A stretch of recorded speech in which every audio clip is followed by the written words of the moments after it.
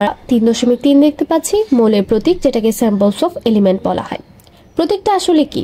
কোনো মৌলের ইংরেজি বা ল্যাটিন নামে আমরা অনেকগুলো মৌলের নাম জানি। এখানে দেখতে পাচ্ছি যে কিছু মৌল দেওয়া আছে, যেমন hydrogen, oxygen, nitrogen, carbon, chlorine. এটার একটা সিরিজ আছে যেটা পর্যায় বা আমরা জানি যে পর্যায় আকারে অথবা গ্রুপ আকারে যেটা হয়, সেটার যে নামগুলো এসেছে, এই নামগুলো আসলে কোথা থেকে এসেছে?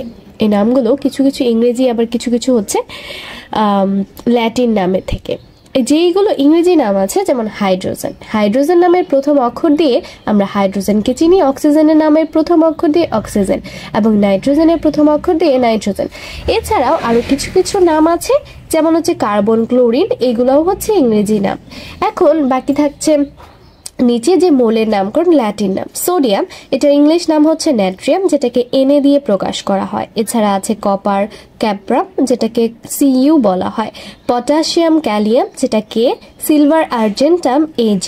টিন হচ্ছে স্ট্যান্ডাম, যেটাকে Sn বলা হয়। Antimony Sb। এর মাধ্যমে এর মধ্যে যেগুলো ইম্পর্টেন্ট সেটা হচ্ছে আমরা সোডিয়াম দেখতে পাই, পটাশিয়াম, তারপর সিলভার আছে যেটা আর্জেন্টাম, একদমই মিলে না। এছাড়া হচ্ছে গোল্ড, যেগুলোকে আমরা মুদ্রা ধাতু বলা হয়, সচরাচর আমরা এগুলো চিনে থাকি সবাই, যেমন অরাম, যেটা Au, গোল্ড, প্লাম্বাম, ওলফ্রাম, যেটা একটু অন্যরকম ব্যতিক্রম। টাংস্টেনটা আমরা সবাই মনে রাখবো। এরপর আছে আয়রন, ফেরাম, মার্কারি, হাইড্রোজেরাম, এটাও একটু অন্যরকম, এটাও খুব ইম্পর্টেন্ট বলা যায়।